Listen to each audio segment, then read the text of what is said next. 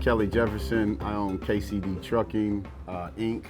It's a predominantly street sweeping, dump trucking, snow plowing, and water truck. I started out dump trucking though. And so I started out with a friend and we started out dump trucking. And I said he was one of the only black companies that were street sweeping. And so I said there was an opportunity for me to get in as a minority as well. And I learned from what he didn't do and that should be done. And so I said, well, I'm going 90% street sweeping, and it changed my life. With the help of DeChelle here, she came along, and you know, guys don't like women that they're involved with to be doing their paperwork, have access to their bank account statements and that kind of thing. And one day I just said, you know what, here's your job. You're gonna do that so you can be singing and doing whatever you need to do. And so that's how that started. But it was kind of like, let me take this because you could use that help. But you know, we both have a different way of viewing sounds things. Similar. But no, I saw where, you know, he needed support and I stepped in like, you know what, we can take this to another level. He already had the opportunities, but just what comes along with those opportunities, the paperwork, you know, the reporting, it's a lot. And for him, you know, back then he was literally in the trucks every day, all day. So I'm like, okay, I have to be the support on the back end. So. Well, at that time, I think I was working probably 12 hours a day, like minimum 7 days a week for about a year straight. And so, and then I got another guy to come on, and then I got another truck, and then another guy come on. And so when she took over the paperwork side, it took me away from that aspect and was able to concentrate on going to get to work and trying to provide jobs in the community as well.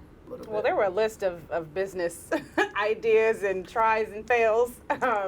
And with the post-construction cleaning, you know, he did bring that to my attention. And I'm like, okay, how can I make this come to life? So we would literally sit up watching YouTube videos, like just all kind of research, trying to network. And it just happened. It happened. And he was there to support, you know, me starting out with his business. Of course, it helped, you know, with the equipment costs and everything. So I started seeing commercial cleaners coming out of when I'm sitting I'm back then, like right here at M.A.D, you know, and I see people coming out of the building with their cleaning supplies. I said, that don't look too hard.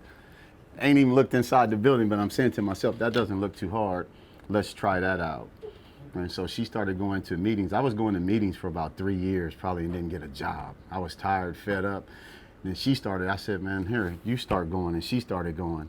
And that's how the work started coming about with the commercial cleaning. Networking events, it was the Associated Builders and Contractors. It was my first like construction training business class. I've taken several of them still to this day. I don't stop because there's so much more to learn.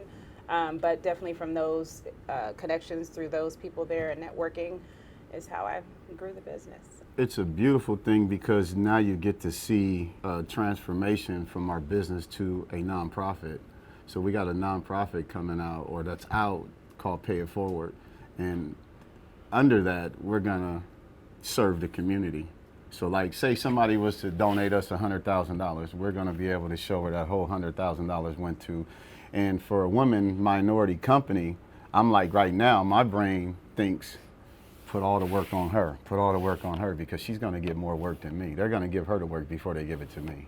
And so we're trying to build on that end, on the women minority. Training and resources, because to open the doors for them. And then they were talking about like income, like we're, you know, contracting. Only way I think contractual stuff will work in our favor is if her, me, and my guys who's in my scope sit down together and say, we're no longer accepting $140 an hour in our circle as the minorities. We're gonna take the 180, 190 bucks that everybody else is getting, and we're not gonna go under 180, 190 bucks, because what happens is they have to hire one of us. And if I'm booked and they give me the bid, I give it to you. I sub it out to you.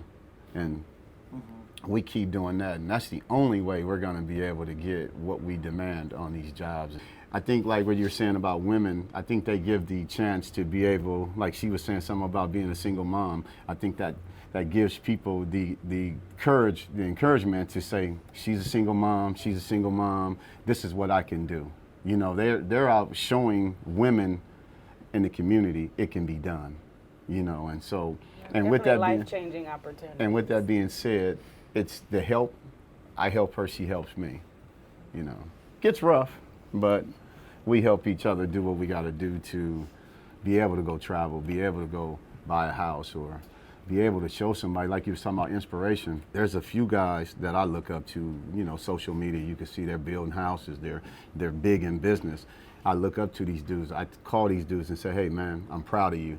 And that's not a lot of that going on in the community as well. They see us working, man, who they think they are, you know, things like that. And we got to stop that narrative. We got to be able to support each other and be there for each other and help others get work.